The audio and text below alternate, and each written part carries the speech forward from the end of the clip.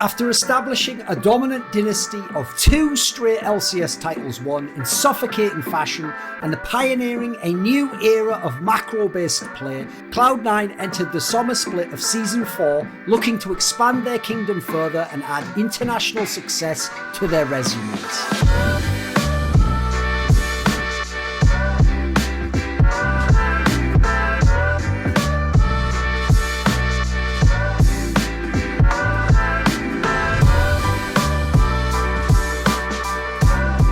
The third and fourth splits of this 5-man lineup's tenure together would prove far more challenging and with highs and lows, though C9 would still be right there at the cutting edge of deciding who were NA's kings, as well as which Western team could claim to be the best.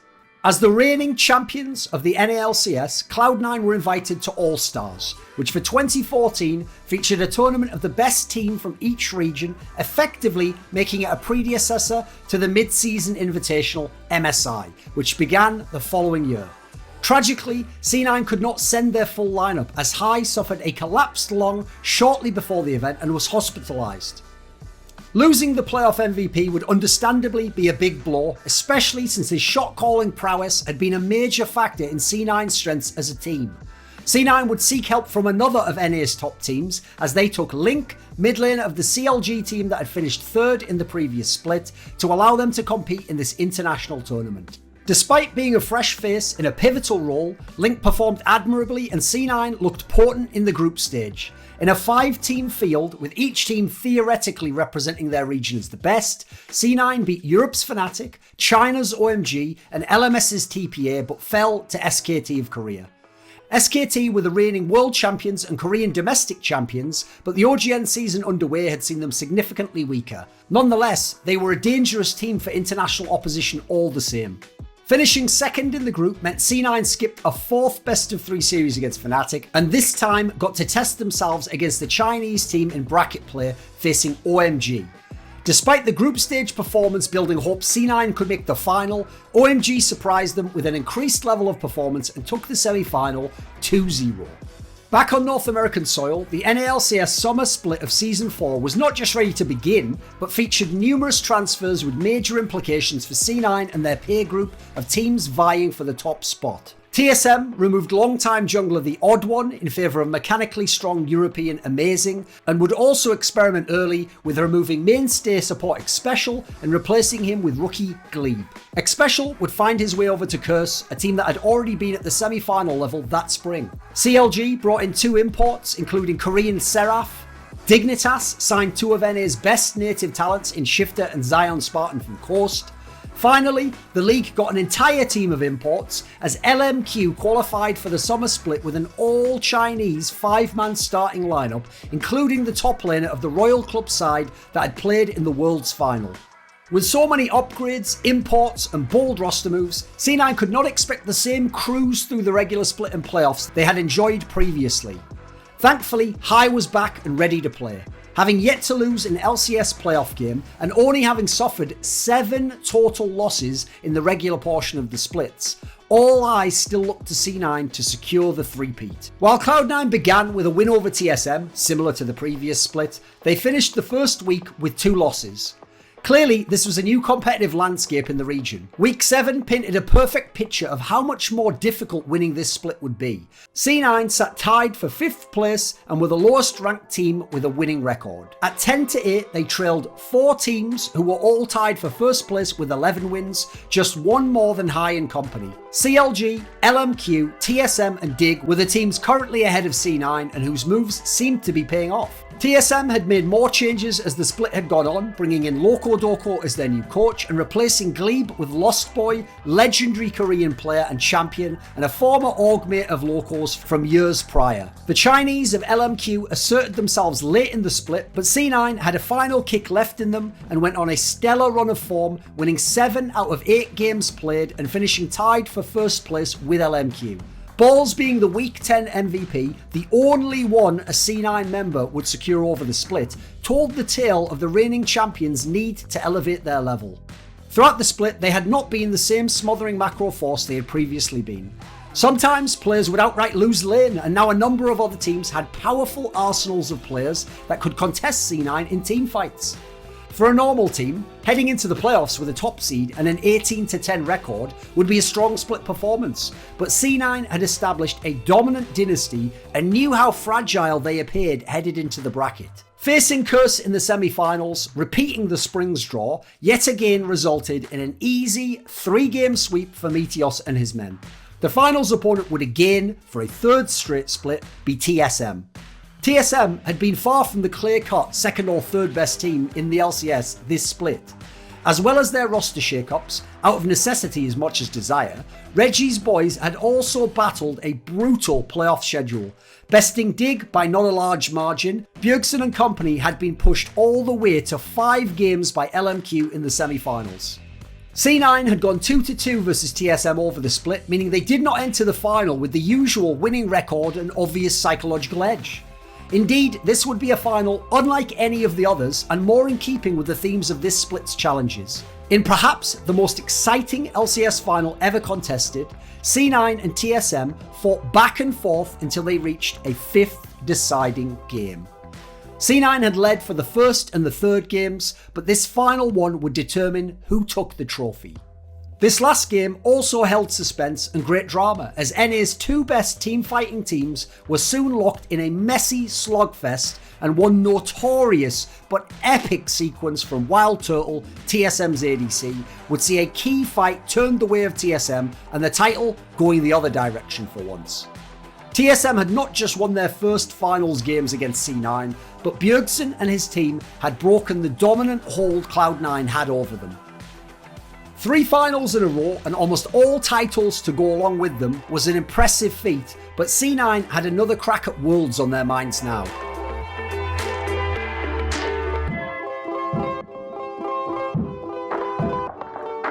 Coming in with the second seed, they appeared to have drawn a tricky group. Their top-seeded team was Europe's Alliance, who had won the EU LCS in the most dominant fashion to that point in time, but were known to lack a little in the macro department, C9's best strength historically. Korea's Najin White Shield were another danger, featuring some of Korea's best solo laners and coming directly from an epic gauntlet run back home. Rounding out the group were wildcards Kabum of Brazil. C9 began strong, beating Alliance and Kabum, only to find themselves outclassed by Najin in the next game. For the second round robin, C9 began with a loss to Alliance, which put them on shaky ground after the Europeans of Froggen managed to get an upset win over Najin. After C9 beat Kabum, they had 1 game left and would seemingly need to beat Najin themselves to secure a playoff berth. As fate would have it, C9 would be gifted an easier path, as Alliance were shockingly upset by Kabum, and thus Cloud9 were assured at worst a tiebreaker with Alliance. C9 went 1 better and did beat Najin, eliminating Alliance and setting up a tiebreaker merely to decide who of Najin and C9 left the group with the top seed. The Koreans won that one, and the implications would end up being enormous. Had C9 won that tiebreaker, they would have been seeded onto the side of the bracket with no Korean teams. Their loss meant not only did they get the top 2 teams in the world, the Samsung sides, on their side of the bracket, but drew Samsung Blue in the quarterfinals. Blue had been the best Korean team all year long, winning the spring split in dominant fashion and coming a few plays from winning a second split in the summer. Their late game macro execution style left C9 with little areas from which to hope to find an edge or advantage. Few expected Sneaky and the gang to have any chance in the series, despite Samsung Blue having dropped the game to Fnatic in the group stage. Indeed, Blue would win the best of 5 series, but not without incident. C9 won the opening game with Sneaky's Lucian racking up 15 kills. Blue came right back, winning the next 2, but the 4th game would show C9 were not going to be easily pushed aside. In a close contest, C9 fought and were able to get a Nexus turret down and seriously threaten Blue's base before the Koreans turned the fight and took the series. Another Worlds had ended in the quarterfinals, but this time C9 had been able to take some scalps, winning 2 games against Koreans no less, and valuable experience. In the off-season, there would again be some more international competition, as this time it was the Europeans flying over to meet C9 and NA at IEM San Jose. Alliance were back for revenge, this time having added reigning EU LCS MVP Reckless to their starting lineup. Elsewhere, TSM lurked also as a potential threat. This event would theoretically determine who the best Western team was, in light of Alliance's previous 5-man lineup having put up a 75% win rate against every EULCS team. C9 began with an easy win over Brazil's Pain Gaming. In the semi-finals, they would face Alliance, and many anticipated a strong win from the Europeans, who had stacked the two MVPs of that year in Froggen and Reckless. Instead, C9 showed a different kind of game, with Meteos displaying proficiency on Jarvan, a champion he had not played all year. Alliance were unable to close any of the games, and C9 took their second big European Series victory. In the final, it would not be TSM they faced, as Bjergsen and company had been inexplicably upset by Unicorns of Love, a team who had only just, and barely at that, qualified for the next split of EULCS. There would be no more upsets on Cloud9's watches, as they cleanly swept the final 3-0 and took the title. Cloud9 were arguably the West's strongest team for the first time. The Season 5 Spring Split began with the now traditional TSM vs C9 affair, but this time TSM took the victory to ensure C9 began a split with a losing record for the first time. In fact, they would finish the first week 0-2 after also losing to Gravity. The first place team in LCS later in the split would get an invite to IEM Katowice, but C9 didn't need one as they had an invite from winning IEM San Jose. By week 7 arrived, they had fought their way to third place and were a single game behind CLG, who were in second, and 2 games behind the TSM squad leading the league. C9's IEM group was a tough one, with 2 teams arguably favoured to progress instead of them. Korea's GE Tigers were the number 1 ranked team domestically and thus de facto considered the best team in the world. Europe's SK Gaming were led by the powerful force of AD carry Forgiven, who was looking like the MVP of the league as he led his team to an 11-3 record and first place in the split. Finally, there was Taiwan's Flash Wolves. C9 fell to the Tigers in the opening best of 1. Not a shock by any stretch of the imagination, but elimination at the hands of Flash Wolves in the lower bracket came as a surprise. Flash Wolves would prove competent in the playoffs, and at the end of the year even win a Worlds group and make top 8. But the result was nonetheless unexpected at this juncture. Worryingly, rivals TSM went on to win the title as C9 looked on. Cloud9 headed back to finish the split following their worst international performance. Lemon and his lads won 3 of their last 4 games, again ending the split strong, and this pushed them into a tie for second place with CLG and thus a tiebreaker to determine who would take the semi-final berth. C9 came through in this key game to again ensure they didn't have to play in the first round of the playoffs. Sneaky was the weekly MVP, with his Lucian proving to be a strength for him, joining Lemon from week 5 as the only C9 players to secure such honours this split. C9's bot lane had gone from a surprising addition to one of the team's biggest strengths at this time. Team Liquid was the new name of Curse, and they again met C9 in the semi-finals of LCS. This time though, there would be no sweep on the minds of C9, at least in the traditional sense. Instead, it was TL who were thinking sweep, as they won the first 2 games in strong fashion and had Cloud9 on the ropes. Korean laners Piglet and Phoenix had C9 looking like a team far from championship form. With TL being unable to execute a Juggermore comp that had found much success in Korea, C9 were able to steal a game back and suddenly looked rejuvenated. The clutch factor kicked in for Jack's gang and they would reverse sweep the series, taking the pivotal Game 5 and reaching the final. Playing in their 4th straight NALCS final, it's only fitting C9 would of course again face TSM to decide who would win the title. This time, much favoured the other side though. TSM had won the IEM event C9 had finished in last place at. The TL semi-final had shown C9 were not the same kind of towering force as former splits too. TSM won the final in cleaner fashion than the summer, taking the series in 4 games. High's Urgot pick had helped C9 steal the opener, but after that it was the Bjergsen and Wild Turtle show, and TSM struck another blow in what had once been a one-sided rivalry in C9's favour.